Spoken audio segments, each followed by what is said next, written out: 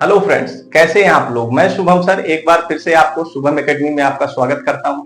आशा करता हूं आप लोग अच्छे होंगे, आज अच्छे से पढ़ाई अपनी कर रहे होंगे मोटिवेशन के साथ। देखिए फ्रेंड्स, देखिए जीवन में सफलता ही सारी चीजें होती हैं। अगर सफलता आपको प्राप्त करनी है तो जीवन में मोटिवेशन के साथ पढ़ना पड़ेगा। अगर आप मोटिवेशन के साथ पढ़ रहे हैं तभी आप जीवन में सफल हो सकते हैं। और सफलता की सबसे बड़ी पहचान ये होती है कि जो आपकी कंटिन्यूटी होती है, व्यक्ति जो लगातार मेहनत करते हैं उससे आपको सफलता अवश्य मिलती है। अगर आप सोच रहे हैं कि हम जीवन में एक दो बार मतलब ऐसे एक तरीके से पढ़ेंगे या एक दो दिन पढ़ लेंगे तो हम उससे सफल हो जाएंगे, तो आप एग्जाम में सफल नहीं हो सकते। इसके लिए आपको लगातार कंटिन्यूटी चाहिए। कंटिन्यूटी का अर्थ यह है कि आप रेगुलर पढ़ेंगे तो आप एग्जाम में सफल जरूर करेंगे।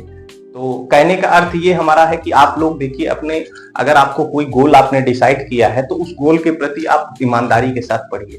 फिर आज हम देखिए पिछली क्लास में मैंने आपको एसिड चैप्टर को पढ़ाया था। आज उसी के अगली कड़ी को जोड़ते हुए हमने बेस चैप्टर की शुरुआत की है। बेस जो है, बेस क्या चैप्टर में एक ही है, एसिड बेस साल्ट, लेकिन मैंने आपको अलग अलग क्लास देने का मतलब सोचा मैंने, क्योंकि मैं ऐसी क्लास बनाना चाहता हूं जिसमें आपको सारी चीजें बता दी जाए, ऐसा ना हो कि कोई चीज छूट जाए। इसीलिए मैंने अलग अलग क्लास बनाने का डिसीजन लिया है। जैसे एसिड क्लास में आप लोगों ने देखा होगा मैंने पर्याप्त उसमें चीजें आपको बता दी थी।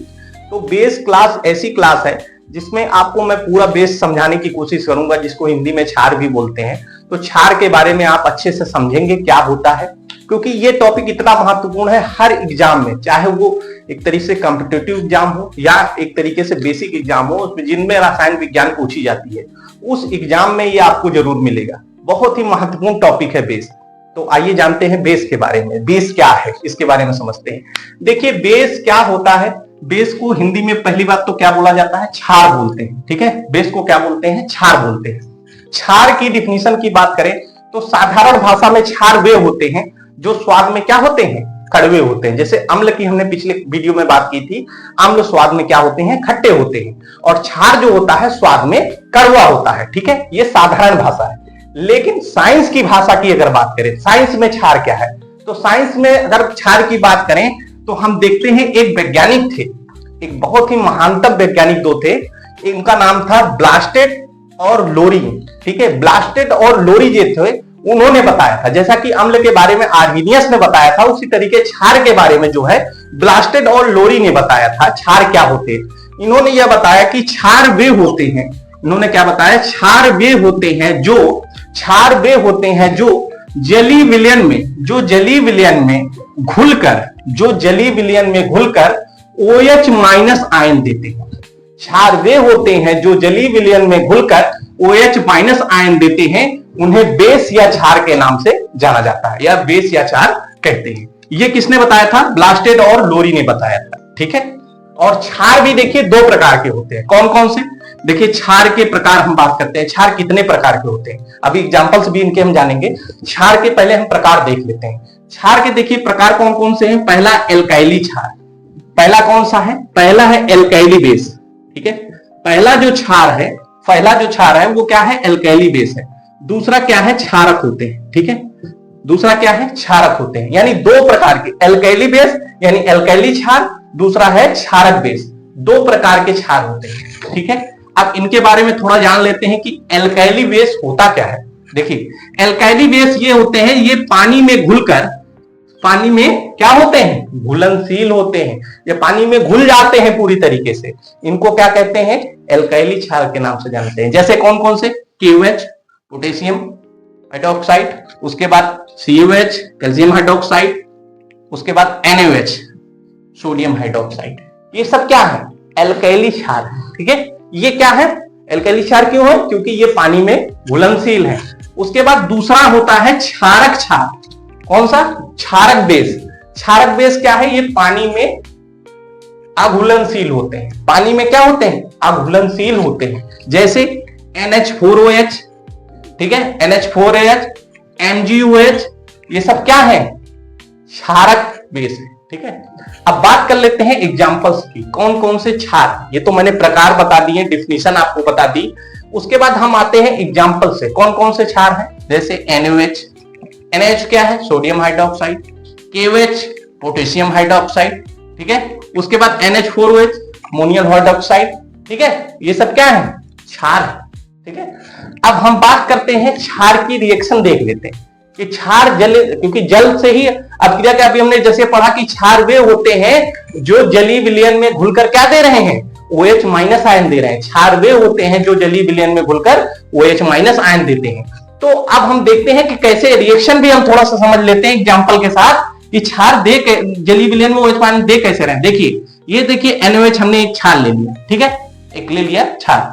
NaOH क्या है, सोडियम हाइड्रोक्साइड। हमने क्या ले लिया, सोडियम हाइड्रोक्साइड। अब इसकी हमने अपक्रिया देखिए जल के ऊपर, जल में इसकी अपक्रिया, क्योंकि जल में ही घुलेंगे तभी तो ये OH माइनस आयन देंगे। तो ये हमने जल में घोल दिया सोडियम हाइड्रोक्साइड को, ठीक है।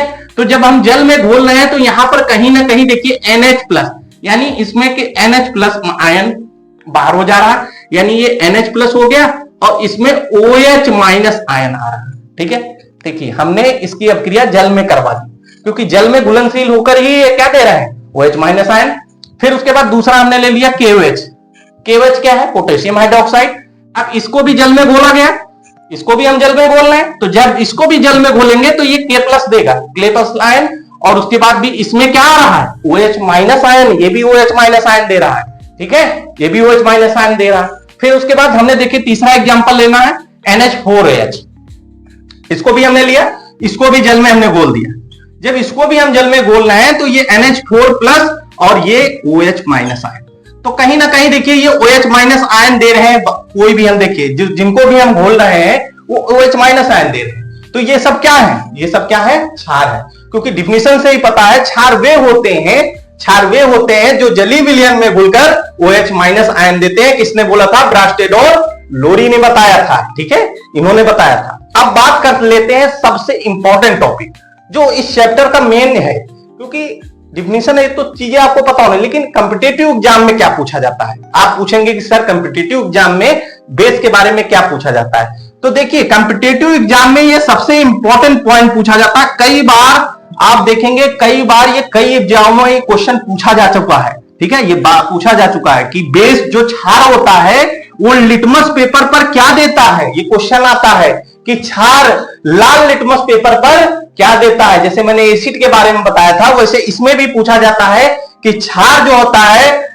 लाल लिटमस पेपर पर कौन सा रंग देता है। अगर क्षार को आप लाल लिटमस पेपर पर डाल रहे हैं तो आपको कौन सा रंग देगा, तो आपको पता चल जाएगा। जैसे आपने लाल लिटमस पेपर ले लिया, उसमें कोई भी क्षार उसको आप डालेंगे जैसे ही, तो उसका रंग चेंज हो जाएगा। वो कौन सा रंग हो जाएगा, नीला रंग हो जाएगा। तो उससे पहचान उसकी हो जाएगी कि ये क्या है, बेस है, क्षार है। हमको पहचानने के लिए कि लिटमस पेपर जैसे ही हम लेंगे, यानी क्षार जो है लाल लिटमस पेपर पर नीला रंग देता है। ये इंपॉर्टेंट इतना महत्वपूर्ण है, बहुत ही महत्वपूर्ण टॉपिक है। आप स्टूडेंट इसको आप समझिए, इतना महत्वपूर्ण है क्योंकि हर एग्जाम में ये पूछा जाता है। जैसे मैंने एसिड वाला बताया था, उसी तरीके ये भी बहुत महत्वपूर्ण है। इस पॉइंट को आप याद रखिएगा, इसकी सबसे इंपॉर्टेंट ये है। और जो और पढ़ रहे हैं तो ये सब भी चीजें इंपॉर्टेंट है। जैसे पूरा फुल पढ़ेंगे चैप्टर में तो ये सारी चीजें इंपॉर्टेंट है, लेकिन टॉपिक अगर कॉम्पिटिटिव एग्जाम की बात की जाए तो ये पॉइंट सबसे ज्यादा पूछा जाता है। और उसके बाद फिर आगे आते हैं, कुछ हम रिएक्शंस देख लेते हैं। रिएक्शन अभिक्रियाएं कैसी होती हैं, देख लीजिए क्षार की अभिक्रिया करके क्या बनता है। अब देखिए पहला हमने ले लिया पोटेशियम हाइड्रोक्साइड, एक क्षार हमने लिया पोटेशियम हाइड्रोक्साइड। इसकी अभिक्रिया हमने अम्ल के साथ करा दी। कौन सा अम्ल, HNO3, ठीक है, HNO3 नाइट्रिक अम्ल। HNO3 क्या है, नाइट्रिक अम्ल, ये एक क्षार है। अब इनकी हमने अभिक्रिया करा दी। तो इसमें देखिए HNO3, देखिए यहां पर हमने KOH और ये HNO3, ये दोनों आपस में क्या है, अभिक्रिया कर लिए।